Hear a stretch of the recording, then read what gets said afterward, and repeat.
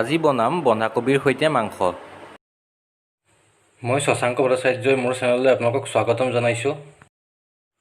মোৰ চেনেলটো please like, share আৰু ছাবস্ক্ৰাইব কৰিব।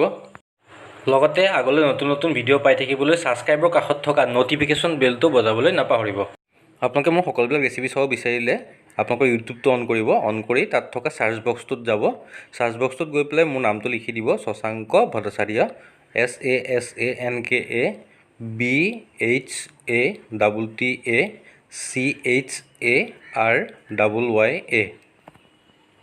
এতিয়া নামটো লিখি এণ্টাৰ কৰি দিব। এতিয়া মোৰ নামটো আহিব, মোৰ নামটোৰ ওপৰত ক্লিক কৰি দিব। ক্লিক কৰিলে আপোনালোকে ভিডিঅ'ৰ অপশ্যনটো পাব। ভিডিঅ' অপশ্যনটোত ক্লিক কৰিব। ইয়াতে মোৰ সকলোবিলাক ৰেচিপি চাবলৈ পাব। মই ইয়াত ল'লোঁ 3টা মিডিয়াম চাইজৰ পিঁয়াজ, এটা কেঁচা জলকীয়া, 3টা শুকান জলকীয়া। জলকীয়া আপোনালোকৰ হিচাপত দিব পাৰে, বেছি খালে বেছি দিব পাৰে।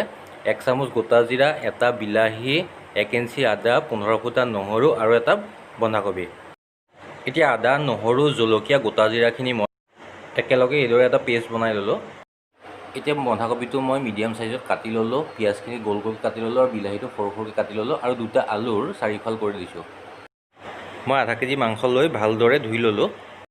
এতিয়া এখন কেৰাহীত পানী বহাই দিলোঁ, এইখিনি গৰম হ'বলৈ দিম। এতিয়া পানীখিনি ভালদৰে উতল অহাত ইয়াতে মই ধুই ৰখা মাংসখিনি দি দিলোঁ আৰু লগতে 1 চামুচ নিমখ দি দিম। নিমখ দি পেলাই এইখিনি মই 3 মিনিট সময় হাই ফ্লেমতে সিজাই ল'ম। বেছি সিজালেও পিছত ভাজিবলৈ বেয়া হ'ব, সেইকাৰণে 3 মিনিটে সিজাম। এইদৰে বইল কৰি বনালে স্বাস্থ্যৰ কাৰণেও ভাল আৰু খায়ো ভাল লাগে। 3 মিনিট সিজোৱাৰ পিছত এতিয়া মই মাংসখিনি কাঢ়ি ল'ম বাতি এটাত। কাঢ়ি পেলাই আকৌ সেইখিনি ধুই ল'ম এবাৰ ভালদৰে। এতিয়া এখন কেৰাহীত তেল গৰম কৰি ইয়াতে মই 1 চামুচ চেনি দি দিছোঁ। লগতে কাটি ৰখা পিঁয়াজখিনিও মই ইয়াতে দি দিলোঁ। এতিয়া এইখিনি মই মিডিয়াম ফ্লেমতে পিঁয়াজখিনি লাইট ব্ৰাউন হোৱালৈকে ভাজি ল'ম। পিঁয়াজখিনি লাইট ব্ৰাউন হৈ গৈছে। এতিয়া ইয়াতে দিম মই বটি ৰখা আদা নহৰুৰ পেষ্টটো। এইখিনি এতিয়া মই ল' ফ্লেমত 2 মিনিট সময় ভাজি ল'ম। 2 মিনিট পিছত ইয়াতে মই কাটি ৰখা বিলাহীটো দি দিছোঁ। এইখিনি মই 2 মিনিট সময় আকৌ কম জুইতে ভাজি ল'ম।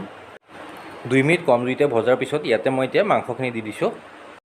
এতিয়া ইয়াতে দিম মই 1 চামুচ হালধি পাউডাৰ, সোৱাদ অনুপাতে নিমখ, 1 চামুচ জিৰা পাউডাৰ, আধা চামুচ কিটচেন কিং মছলা, 1 চামুচ মিট মছলা, 1 চামুচ ধনিয়া পাউডাৰ আৰু 1 চামুচ কাশ্মীৰী ৰেড চিলি পাউডাৰ। এতিয়া এই সকলোখিনি মই মিক্স কৰি ল'ম। মিক্স কৰি পেলাই ইয়াতে মই এতিয়া দি দিম কাটি ৰখা আলুকেইটা। এতিয়া সকলোখিনি ভালদৰে মিক্স কৰি মই এইখিনি 10 মিনিটৰ কাৰণে কম জুইতে ভাজিম। 10 মিনিট কম জুইতে ভজা হৈ গ'ল। এতিয়া ইয়াতে মই দি দিম কাটি ৰখা কবিখিনি। এতিয়া এইখিনি মিক্স কৰি লৈ পেলাই মই আকৌ কম জুইতে এইখিনি 5 মিনিট সময় ভাজি ল'ম। এইখিনি মোৰ 5 মিনিট হৈ গ'ল ভজা। এতিয়া ইয়াতে মই দি দিম 1 চামুচ গৰম মছলা। এতিয়া এইখিনি ভালদৰে মিক্স কৰি লৈ পেলাই ইয়াতে মই জোখ অনুপাতে পানী দি দিম। পানীখিনি দি পেলাই এইখিনি ভালদৰে এটা উতল আহিবলৈ দিম। এইখিনি ভালদৰে উতল অহাৰ পিছত ইয়াতে মই অলপমান কচুৰি মেথি দি দিছোঁ। এতিয়া এইখিনি আকৌ মই ভালদৰে 5 মিনিট সময় উতলাই ল'ম। 5 মিনিট ভালদৰে উতলোৱাৰ পিছত হাই ফ্লেমতে ইয়াতে এতিয়া মই দি দিছোঁ 1 চামুচ ঘিউ আৰু লগতে দিম কাটি ৰখা অলপমান ধনিয়া। এতিয়া এইখিনি আকৌ 1 মিনিট সময় উতলাই ল'ম, তাৰপিছত গেছটো বন্ধ কৰি দিম। এয়া চাওক মোৰ আঞ্জা হৈ গ'ল। এইদৰে বন্ধাকবিৰ লগত মাংসৰ গ্ৰেভি খাই খুবেই ভাল লাগে। আপোনালোকক ঘৰত বনাই খাই চাওক আৰু মোক কমেণ্ট বক্সত জনাব খাই কেনেকুৱা পালে। পুনৰ লগ পাম আন এটা ৰেচিপিৰ সৈতে। যদি এই ৰেচিপিটো ভাল লাগিছে তেন্তে প্লিজ লাইক, শ্বেয়াৰ আৰু ছাবস্ক্ৰাইব কৰিবলৈ নাপাহৰিব। ভিডিঅ'টো চোৱাৰ বাবে ধন্যবাদ।